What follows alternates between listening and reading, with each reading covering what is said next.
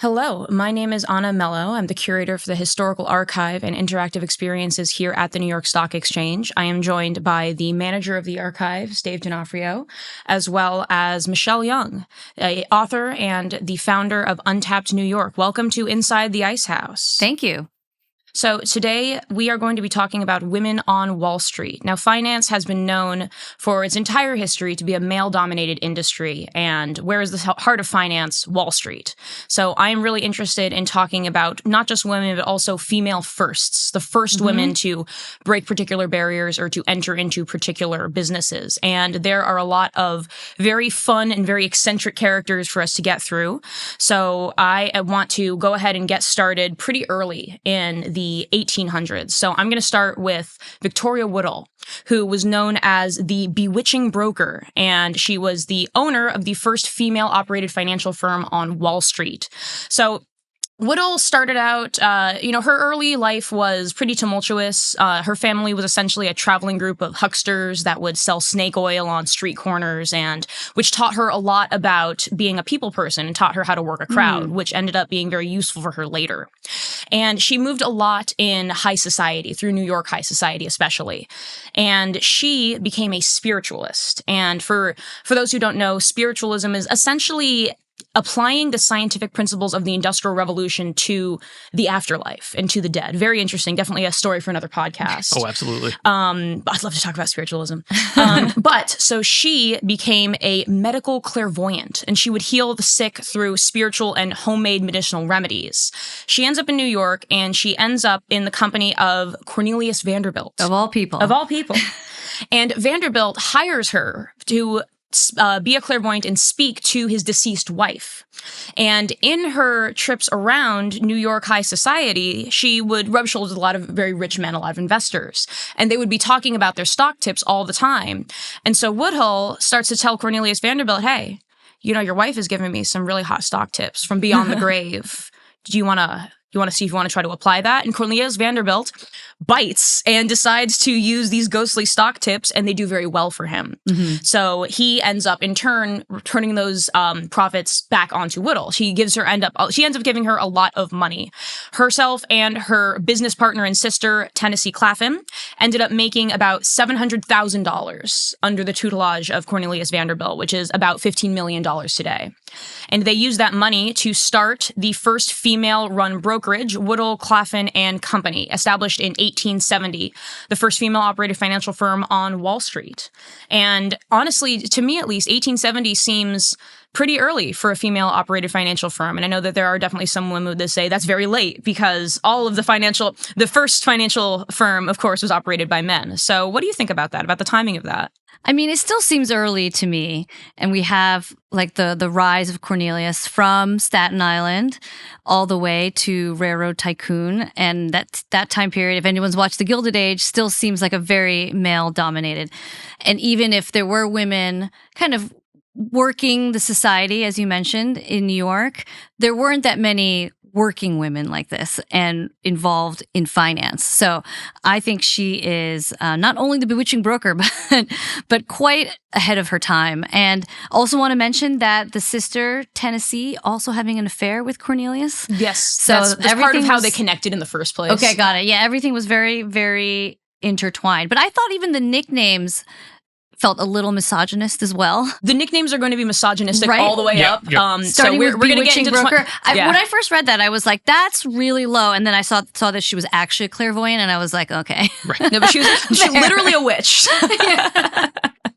So yes, we're going to see a lot of, and the bewitching brokers is probably one of the kindest monikers that was ever said to her. I won't be sharing the other ones. Okay. Not on this good podcast, but we're going to see a lot of misogynistic language. Yeah. And honestly, I think a lot of it is sour grapes. I think a lot of it is men being upset that the boys' club has been infiltrated. And we're going to see a lot of that even as we enter into the 20th century. I also love that Victoria went on to do, things outside outside finance and led part of the women's suffrage movement. Oh, yes. First woman to testify in Congress.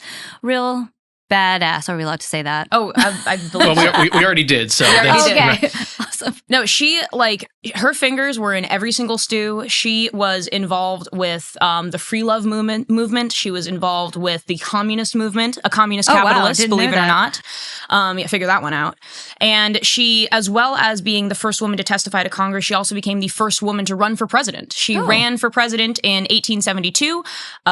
She did not win, but she was the first woman to run for president. And I think that, again, a first that to me feels early. You know, women don't even have the vote yet. And she here seems she is. very, very modern. Still waiting for the woman president, I guess. Still waiting for the woman president. Victoria, we need you.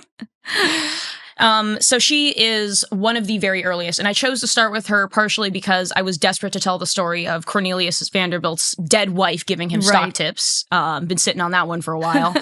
And also just because kind of it's a great place to start. You know, she founded this brokerage firm in 1870, and we are deep into the Industrial Revolution. A lot of changes were happening here at the New York Stock Exchange during that time. We had just entered our first permanent home in 1865, and America became the most efficient economy by 1890. So we think that things are moving fast today. I can't even imagine what it would have been like to be a person around the turn of the 19th into the 20th century and seeing the beginnings of electrifying cities, seeing the beginnings of steam travel becoming a viable way to cross the Atlantic in faster and faster times. And to me, it makes perfect sense that we would see innovations like this. We would see women breaking the mold like this during times of transition. Seems like a very exciting time. So where was the first permanent home? Was it here?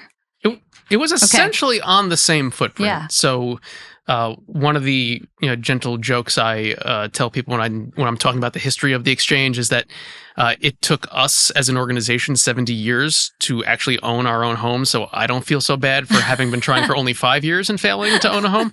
But it was essentially on this same footprint. Took us only 40 years to outgrow it, and then we had to demolish and just start over, bringing us into the beautiful building we're in today. No, nobody was ready for the Industrial Revolution to pick up, and then it just kept picking up. Yeah. So we're going to put a pin in Victoria Woodhull, love you girl, but we're going to move on to our next female first. So the next lady I would love to talk about is Henrietta, or Hetty, I'll be calling her Hetty Green. She is very famous for being called the Witch of Wall Street, which I think very unfairly, it's justice for Hetty on this podcast. So if you're a Hetty hater, turn it off right now. Another absolutely flattering nickname. We've lost the B from bewitching and just went straight to witch. We're here to free Hetty. At least we didn't drop the W. So at least we didn't drop the W. Yeah, we're here to free Hetty, and you will see why very shortly.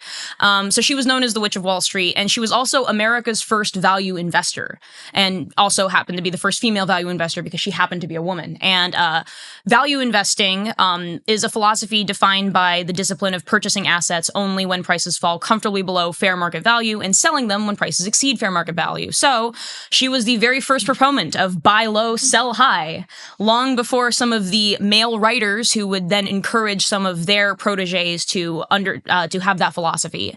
And Hetty's power was in her patience. She was extremely risk adverse. She would only ever buy assets when they dropped below fair market price. She would only ever sell them when she knew that she was going to be getting a lot more than she originally paid for them. And she was somebody who would hold on to a stock for a very long time. And Hetty Green was also very frugal. She lived way, way, way below her means for most of her life. She lived in relatively cheap boarding houses. She would not go out and buy expensive jewelry. She would not go out and buy expensive clothes. And that's part of how she got her nickname, the Witch of Wall Street, because they would see her all in black all the time. And she was known for her penny pinching. And I think that penny pinching has been exaggerated, I think, to the point of farcical at this point. But that penny pinching and that fastidious nature of overseeing her finances is what made her survive the very, very tumultuous end of the 19th century. It was basically a 10-year boom-bust cycle for the American economy for several decades at that point. And at the bottom of those busts, a lot of her male counterparts would be absolutely ruined. And their wives that were making fun of Hetty Green would have to sell their jewels in order to pay for the bad investments that their husbands had made. She never had to deal with that. She never had to worry about that, because she had kept so much cash. And this is what also made Hetty Green the most liquid creditor in New York City. She lent money to banks, institutions, and even the city of New York. She was actually, so we all know about the Panic of 1907, what almost spilled curtains for the American economy. And who was the guy that gets the credit for saving us from the Panic of 1907? JP Morgan. And of course, nobody's talking about Hetty Green. But so yes, thank you, JP Morgan, not trying to diminish what he did in order to save us from that panic. But Hetty Green was also very integral in that. She lent money to the city of New York.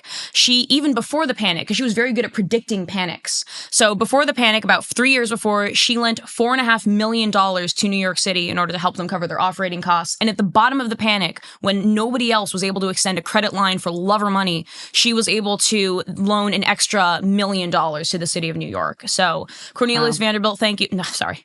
JP Morgan. I'm still stuck on Cornelius. I'm sorry. JP Morgan, thank you for saving America. Hetty Green, thank you for saving New York. And correct me if I'm wrong about this. Not only did she not really get much in the way of thanks for it, wasn't she essentially also criticized?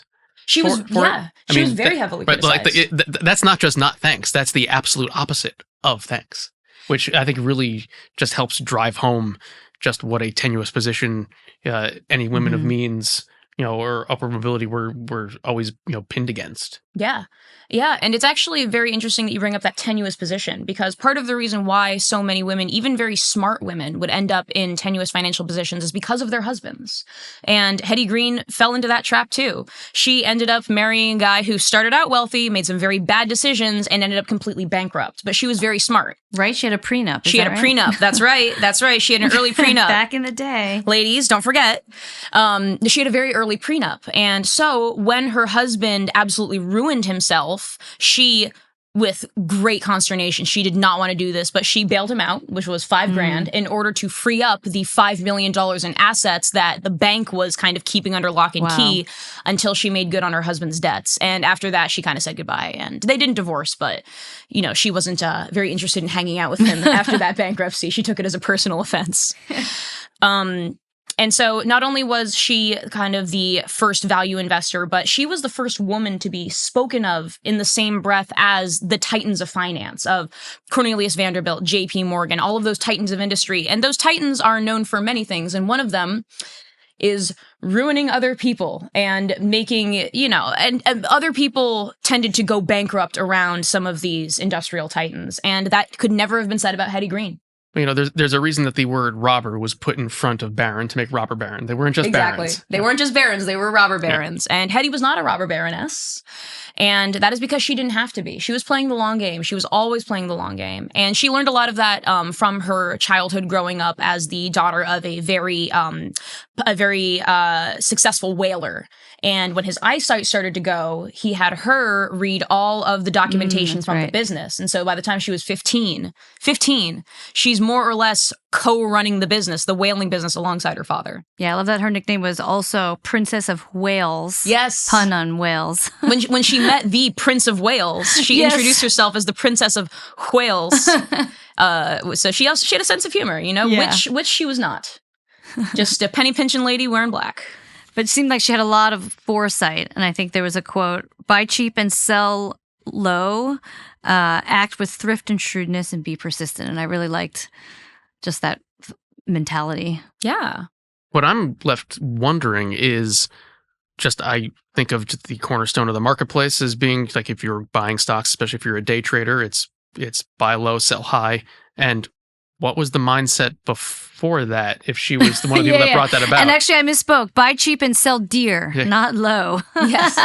So if she came up with that, what was the philosophy before that? It just seems like it was buy random. Whatever it was bound to fail. Well, this philosophy before that was a lot of speculating for the most part, but also, when I say buy low, sell high, I'm talking about buy low and then in 10 years sell high. We're not talking about long time frame. Long time And I frame. guess we were just talking about Cornelius buying advice from, buying off advice of his dead wife, apparently. So you talk about the long game. That's the long game. So maybe, she really was selling something new. So Hetty Green, at the time of her death in 1916, was the richest woman in the world. She was worth between $100 million and $200 million. Wow. Which is something Is that in today's money? No, that is in 1916 money. In today money, that is between $2.5 and $5 billion. So she was worth the modern equivalent of $5 billion at the time of her death. And she left it all to her two children, a son and a daughter. And the daughter left nearly her entire fortune to universities and hospitals, paying it forward. Wow.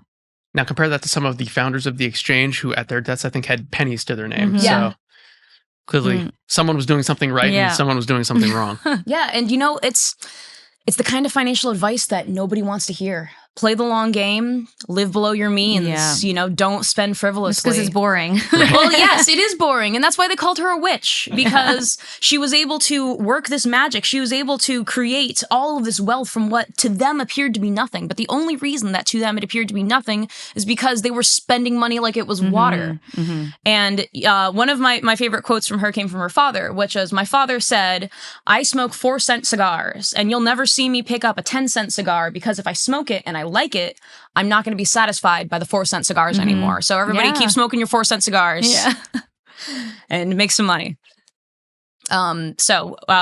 Witch, definitely not. Justice for Hetty Green, everybody.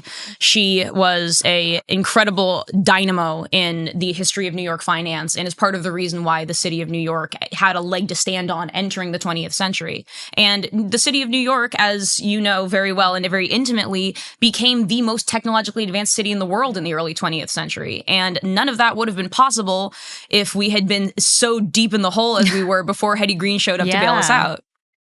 So thank you, Hetty, for thanks, Hetty, for our iconic skyline and our beautiful city. Yeah. So I we'll put a pin in Hetty Green, my beloved Hetty Green, and we're going to move further into the 20th century. We are now solidly in the 1900s, and the next woman of Wall Street that I want to talk about is one Isabel Benham. So she was known as Madam Railroad, and she was the first female partner of a Wall Street bond house, so the first female partner on Wall Street. And she was a New York native. She was born in Buffalo, and she attended Bryn Mawr in the late 1920s. And during her time attending Bryn Mawr, the school did not offer economics as a course. And so she went to her advisor and said, "I want to major in economics. I want to be a financier or an accountant or an economist, but I want to major in economics. So you should offer these classes." And her advisor said, "Why don't you take up typing?" And so she started asking around her other professors, and her other professors essentially said, "Well, maybe you should go home to mother and get married and have some children, which is what women are supposed to do in the 1920s. And Isabel said no. And she insisted, she petitioned the college mightily until they finally offered economics. And she was one of 5 women, the first woman to graduate with that degree in 1931. Yeah. What I found really interesting about Isabel was the parallels to a woman that I wrote about in France in my book, The Art Spy, because Rose Vallange, who is a famous female resistance member now in World War II, she got into the best art school in France, the École des Beaux-Arts, but then learned when she got there she wasn't allowed to take the drawing class because they were drawing from male nudes. But yet, from the record, we know that she managed to find her way into that class anyway. And so same thing, kind of the same story of women trying to be educated on par with their male counterparts. And they actually graduated the same year from grad school, at least Rose graduates in 1931. Oh, an auspicious year. Yeah. So when I saw Isabel's story, I was like, this is representative of more than just her story, but it's like the women who kind of were born at the end of the 19th century and through the Roaring 20s, getting new freedoms, but kind of being prevented slowly along the way by different things that people are saying, you can't take that class or you should get married, but getting that taste of where their careers and their lives can go. Yeah, and it's partially from the drive of these women, but I'm glad that you brought up the 1920s and the Roaring 20s, because I think the zeitgeist of that decade is part of what was able to catapult both of the women that we've talked about, as well as countless others, to the positions that they ended up in, because for the very first time, there was an idea of women being more free, of women, wearing short skirts and smoking cigarettes and swearing. And I'm not saying that that's going to make you financially liquid, but it's a change in mentality, and it's seeing women outside the domestic sphere, sometimes for the very first time, which I think is part of what gave the spark for these women to move forward. So it's 1931. Isabel Benham just graduated college, and we are deep into the Great Depression. And so she decides to start her career on Wall Street in 1932, the best year to start a career on Wall Street, as we know. But she was lucky enough to start her career in 1932 working for the Federal Reconstruction Finance Corp, which had just been put together due to the New Deal. And she soon landed a job working as a statistician with R.W. Prestpich and Company, which was a Wall Street bond house. And Isabel focuses on the railroad industry. She sees the railroad industry for being the booming connector of places in America that it was. And obviously, railroads had been around for a very long time at this point. But we are seeing commuter rail. We're seeing people traveling by rail. You know, just a couple of months ago, I went to the Poster House, and they had all of these Visit New York City railroad advertisements, you know, with all of these beautiful 1920s, 1930s. Art Deco style. Yeah, exactly. And, you know, seen as very glamorous. Come visit New York by rail, which is, I know, hard to parse today, but she was able to see it for not being only useful for moving goods and for moving, you know, people who need to get from New York to San Francisco, but also people just trying to take a vacation. It reminds me of the ads that the Hotel New Yorker and other hotels would show, that you could take the train and actually get off in the subway and go in an elevator directly into the New Yorker hotel. So train travel was like kind of this part of this whole lifestyle that was being sold at this time. The glamorous lifestyles of riding the rails. Right. And when that trip ended in a place like, you know, Penn Station, very different Penn Station back then, you could see why. Oh, yeah. Yeah. Our tragic loss. A pod for another time. We can't talk about Penn Station. We're only going to talk about Penn Station. So just to finish up with Benham, I do want to talk about how well respected she was. You know, after 3 decades, 30 years of working with R.W. Prestpich and Company in 1964, she became the first female partner in the firm's history and on Wall Street. And her advice was sought by everyone, by railroad companies and by governments. She was one of the top advisors for the British railways when they reorganized the railways. And part of the reason why she was so respected is because she would not only read, she would also go out and ride the trains. And she would see what's it like to ride this route end to end. Like, what are their services really like? Is this really a sound investment? So she was not only very deep in the books, but also extremely hands-on. And that's something that we see with some of the most successful investors. As an urban planning graduate and professor, that's the method that we use, right? If you're studying something, you got to go and experience it and be there. Exactly. And if you fast forward to see how brokerages would start working more in the mid to late 20th century, where they started employing really teams of research analysts, like they would be the people that would be doing exactly that, going out, either riding the rails or going out to the factories to see what's rolling off the line, to say, all right, this really is a sound investment. I can see this aircraft coming off the line. So, it's really happening. So really sort of a early predecessor to how we think of financial research happening today. Which is a perfect transition to our last woman of the evening, because she was also known to going out and visiting factories and production lines. But this time it's going to be airplanes, because we are moving well into the 20th century. It is time to move on to the New York Stock Exchange's very own Muriel Siebert. So Muriel Siebert was the first woman to ever own a seat on the New York Stock Exchange. She purchased her seat in 1967, and the NYSE has been co-ed ever since.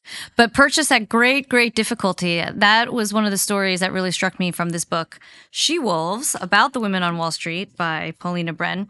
And I mean, all the stories are a mixture of harrowing and entertaining and amazing, but hers, the fact that she was the first and was forced, what was it, that she had to get $445,000 to pay for it, I think. Yeah, the New York Stock Exchange literally changed the rules. So to force her to take out this huge bank loan. Yeah, and at 80% of it had to be a loan or 80% something. 80% of it had to be a loan, yeah. And she had the money for it. She had the assets for it, but they were like, no, 80% has to be a loan. And then they asked her about her personal life, things that like they didn't ask any of the men. So yeah, for me, her story represented almost the culmination of all the women who had come before, but she had the chutzpah to say, well, I'm going to get a seat. That's right. And she was actually encouraged to get a seat on the stock exchange because one of her clients, and also a good friend, she was talking to him about how upset she was about, she'd been kind of going back and forth in different jobs along Wall Street and was very upset by the fact that she was getting paid less than the men that worked with her, working the exact same job. We're talking about the 1960s. It was fully legal to pay a woman less to work the exact same job as a man. And she's thinking, I'm making a lot of money for this business and I'm not even getting compensated as much as the guys who are doing less than me. And so her friend says to her, well, you should buy a seat on the New York Stock Exchange because your success at the New York Stock Exchange is determined on how good of a broker you are, not on whether you're a man or a woman. And at first she thought, but that's impossible. But I can't get a seat on the exchange. No, they don't allow women. Yeah. And her friend said, they don't? Where does it say that? Right. And so she goes to the library. She gets the Constitution of the New York Stock Exchange. She sits, she reads the whole thing, and it's long.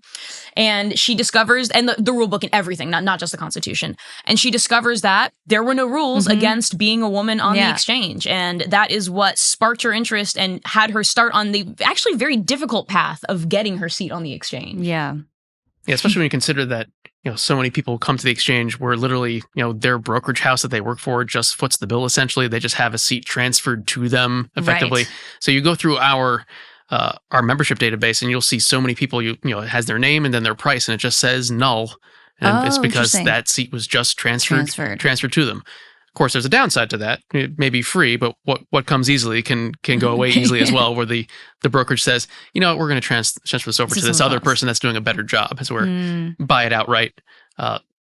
It can still happen because it actually did happen to Muriel when she. It did happen to Muriel. So even though she bought her seat, she still had it essentially taken out from under her at some point. Oh, did she get it back? She did, but hang on. I'll tell the story of how she ended up leaving the exchange, and then you can tell the story of her rejoining the exchange. So 1967, she becomes the first female member of the New York Stock Exchange. 1969, she starts Muriel Siebert and Company, her own brokerage firm, and for about 10 years, she was the only woman on the stock exchange, and her hard work was noticed by Governor Hugh L. Carey, and he selected her to become New York's first female superintendent of banking in 1977. And during her tenure as the superintendent of banking, none of the banks in New York shut down. And that is a lot more impressive than it might sound at first, because this is the era of Ford to New York drop dead. New York was very, very, very deep in the red starting in 1974. Banks had stopped underwriting our bonds. There was a very good chance that without the proper management, that all of the banks would fail. Yeah. And under her supervision, none of the banks failed. But that took her away from the stock exchange for a couple of years. And when she returned to the stock exchange, she discovered that, her seat was no longer hers. So she had leased it out because that, essentially you're forced, just like, most people who enter political life, essentially put your business into a blind trust. So she did that. So she was no longer running her company, but that essentially also had to give up her seat temporarily. And I guess without her realizing, it was written into the contract, into the lease contract, that whoever leased it had the option to buy the seat out. And so that person decided, well, I'm going to exercise that right, and buys the seat out from under her. And then she had to go ahead and, I think it was only a matter maybe of days or weeks, she goes ahead and purchases her another seat. They didn't give her the runaround this time. No. I mean, not as much of the runaround. But and so she had to, except for a few days, had to come back onto the exchange again through her own means. A fighter. Yeah. Oh, very much so. A fighter and a winner. So I'll say that. She also came back to, I think, a business that was in a bit of a mess, and she had to clean house and start over. But lo and behold, Siebert Financial still here today. Okay, that's right. So one of my favorite Muriel Siebert stories has to do with the Luncheon Club and the bathrooms at the Luncheon Club, because the Stock Exchange Luncheon Club was a private members-only dining club at the New York Stock Exchange, and the membership of the Luncheon Club was exactly the same as the membership of the exchange. And prior to 1967, all of those members were men, and the only nice bathrooms on the floor of the Luncheon Club, on the 7th floor, were men's rooms. And so Muriel Siebert is getting pretty sick and tired of having to go to a completely different floor just to relieve herself in her private members-only dining club. And so she petitioned the Board of Governors to install a women's room on the 7th floor. And they said, what if we get back to you? Never. And essentially they just dragged her feet and hoped that she would forget about it. And she did not forget about it. As any woman who's ever had to use the bathroom will know. Bladder pain cannot be forgotten. But It's true. And so she then says, all right, well, if you're not going to install a women's room in my partial members only dining club, then I'm going to put a porta potty in your elevator lobby. And the New York Stock Exchange Board of Governors thought she's not going to make good on this threat. And then she rolls up a truck with a porta potty strapped to the back down. She didn't personally drive the truck. No, but still. She had a truck with the a porta potty. arrived. Yeah, the porta potty arrived to the front doors of the New York Stock Exchange. And the Board of Governors thought, oh, she's serious. And so they decided, okay, you know what? We're going to make a women's room. And the men's room was like a men's room at the opera at the time. There was like lounge and like an attendant and all of that fun stuff. So they cut the men's room in half and put up a wall and everything. And they put up the women's room. But there was no other entrance really planned out for the women's restroom. So historically, the way that you entered the women's restroom at the Stock Exchange Luncheon Club was opening up the back of phone booth number 5. It was a speakeasy bathroom. That's so cool. That's well, so I mean, times have changed, but sometimes not so much. And so you remember that when the law came in that you had to have pumping rooms for women who were breastfeeding. So my office at the time did have one, and it was the HVAC room. Oh, and so I'd have to go in there, and the noise would. How soothing. Yes. Now, I mean, I think almost every place I've worked has had something similar to that. Okay. And you know what's crazy about, well, maybe not crazy. I think at the time it was pretty normal. Was that this wasn't the only luncheon club she couldn't get into. Like right. The buildings she had her offices in had similar rules. Where it's like she was a tenant and she couldn't like go to her own, essentially dining room in her office building. It must be crazy to actually navigate your own city like that, where you're actually boxed out of places you belong to. And I know it might seem silly to like kind of end all of these amazing stories of amazing women with the story of a bathroom, but women's bathrooms entering society was one of the first ways that women were able to enter society in the first place, because historically in the whole city, if there were only men's rooms, if you're a woman, you want to go out and about the town, well, you can't. Right. Because there's nowhere for you to relieve yourself. So I think that is just a small kind of symbol of the greater acceptance in society and of the greater access in society. Right. So Muriel Siebert, the first female member of the New York Stock Exchange, and now the leadership of the New York Stock Exchange is very much female. Today, in 2025, our president, Lynn Martin, is a woman. She is the second of our 2 fully operational female presidents, and our current chair is also a woman, Sharon Bowen. So the leadership of the stock exchange is now female. What comes in the future? We're going to find out. Yeah. And I love that was it the first room in the stock exchange to be named after a woman? Yes. Is the Muriel Siebert Indeed. Hall. That is very cool. Michelle and Dave, thank you so much for joining me for this wonderful witchy story down through the women of Wall Street. This was a blast. Thank you. No, pleasure. Thank you for having us.